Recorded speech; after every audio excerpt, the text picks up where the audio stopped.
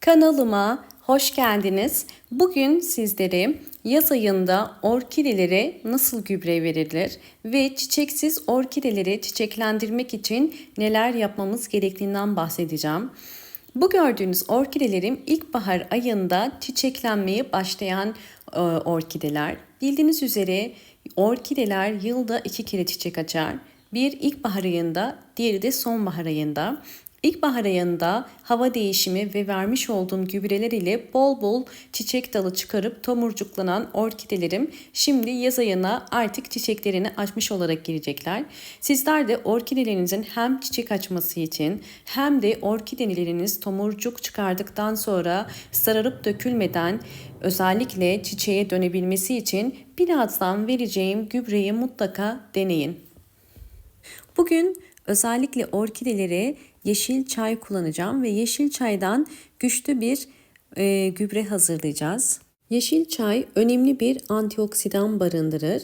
İçerisindeki antioksidan özellikle bitkileri hastalıklardan korur ve böcekleri uzaklaştırır. Sadece bir yemek kaşığı yeşil çayı bir bardağın içerisine koydum ve üzerine kaynamış su döküyorum.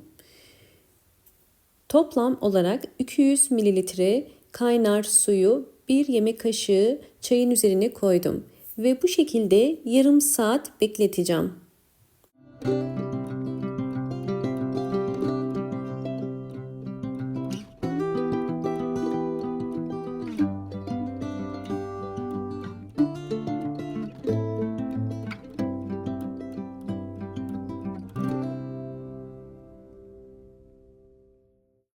Evet, yeşil çayı yapraklarından arındırmak için süzdüm. Bakın geriye kalan posası. Toplamda 200 mililitre yeşil çayı kasemin içerisine koydum ve üzerine arıtma suyu koyuyorum. Bunu konsantre olabilmesi için bu şekilde yapıyorum. Bakın 800 mililitreye tamamladım. Toplamda 600 mililitre çeşme suyu koydum. Sizler çiçek sayınıza göre bunu 1 litreye de tamamlayabilirsiniz. Bunu 3 farklı yöntem ile kullanacağım. İkinci yöntemimiz için bir püskürtme kabının içerisine yeşil çay suyumu koyuyorum ve kapağını kapatıp sizlerle bu hazırlamış olduğum doğal gübreyi bitkilerde nasıl kullanacağımı göstereceğim.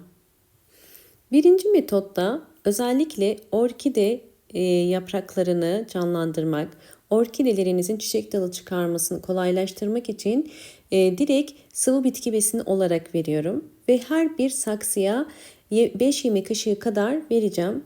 Özellikle yeşil çay içerisindeki güçlü potasyum, magnezyum da orkidelerinizin canlanmasına yardımcı olacaktır. Daha fazla vermeyin. Bu karışımı 2 ayda bir vermeniz yeterli. Evet, yeterince bu karışımdan verdim. Bakın vermeden önce köklere bakmanızı tavsiye ederim. Bakın ilk rengi griydi. Verdikten hemen sonra gördüğünüz üzere yeşile dönmeye başlıyor.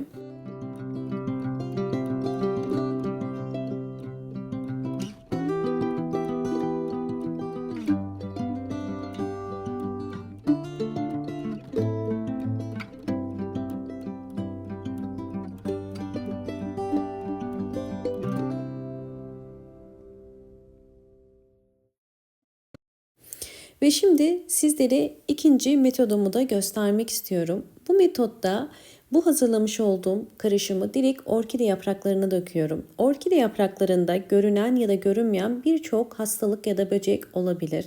Bunun için orkide yapraklarının alt kısımlarını özellikle dezenfekte etmeniz gerekiyor. Bu orkide yaprağında ki suyu verdikten sonra bakın gövde kısmında bu şekilde birikecektir. Bu suyu bir peçete ile almanız gerekiyor. Eğer sürekli bu şekilde kalırsa gövde mantarına sebep olur. Evet, şimdi fazla suyu almak için sadece yaprak aralarına peçeteyi koyuyorum ve bu şekilde hiç silmeden 30 dakika bekleteceğim.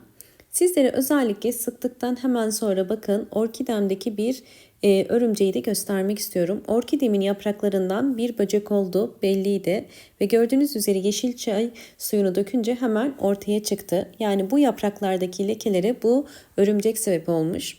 Orkidemin yaprakları bu halde olmasına rağmen bol bol yeni çiçek dalları çıkarmaya devam ediyor. Bu vermiş olduğum sıvı bitki besinleri sayesinde. Hemen sizlere diğer orkidemi de yakından gösteriyorum. Eğer orkide yapraklarında bu şekilde sararmalar, lekeler varsa orkidenizde mutlaka böcek kontrolü yapmanız gerekiyor. Ve bu tarz sıvı bitki besinlerini sıkarak orkidelerinizin yaprak hastalıklarından korunmasına yardımcı olabilirsiniz.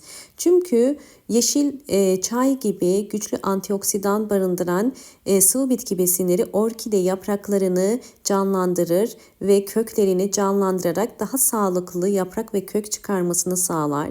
Sağlıklı kök ve yaprak çıkaran orkideler bu şekilde bol bol yeni çiçek dalı da çıkarır. Hemen yine sizlere bakın. Tamamen neredeyse orkide yapraklarını kaybetmek üzere olan bir orkidemi gösteriyorum. Bu orkidemin neredeyse hiç yaprağı kalmamıştı ve ikisi de çürümeye başlamıştı. Bakın gövde kısmından yeni bir yaprak çıkardı. Hemen şöyle görebilirsiniz. Bu ortada gördüğünüz yeni çıkan bir yaprak. Bu tarz orkideleri kurtarmak aslında çok kolay. Sadece düzenli ve doğru bir bakım yapmanız gerekiyor. Bakın bu haldeyken bile çiçek dalı çıkarabiliyor. Hemen 3. metodumuza geçelim. 3. metodumuzda ise sadece orkide yapraklarını silmek için bir peçete ya da pamuk kullanın ve bu yeşil çaya batırın. Böylelikle orkidenizin yaprak temizleme düzenini haftada bir kere yapabilirsiniz. Bu sadece gübre olarak değil, orkide yapraklarını temizlemek ve silmek için de bu işlemi uygulayabilirsiniz. Böylelikle haftada bir kere orkide yapraklarını sildiğiniz zaman eğer bir böcek ya da hastalık varsa hemen fark edebilirsiniz. Hem de içerisindeki antioksidan özelliği sayesinde sildiğiniz zaman böcekler ve de hastalıklar da uzaklaşmış olacaktır.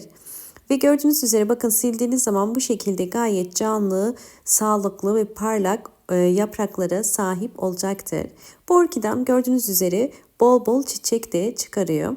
Videomu eğer buraya kadar izlediyseniz ve beğendiyseniz hemen beğen tuşuna basıp kanalıma da abone değilseniz eğer bana destek olmak için eğer abone olursanız çok mutlu olurum.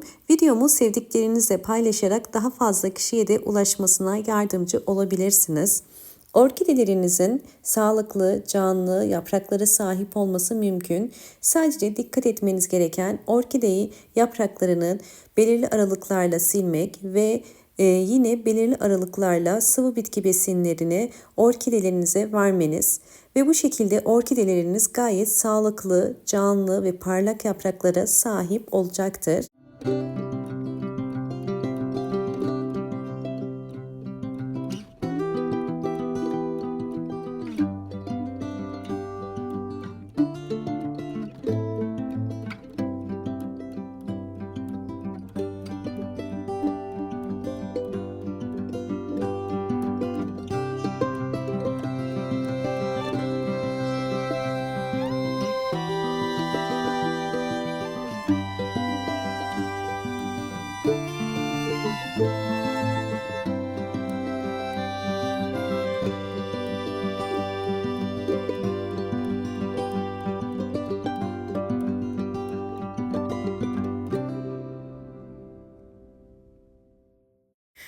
Bu anlattığım püf noktalara dikkat ederseniz sizlerin de orkideleri canlı, sağlıklı yapraklara ve aynı zamanda çok çiçekli orkidelere sahip olurlar. Umarım bu anlattığım bütün püf noktalar sizler için faydalı olmuştur. Videomu buraya kadar izlediğiniz için teşekkür ederim. Hoşça kalın.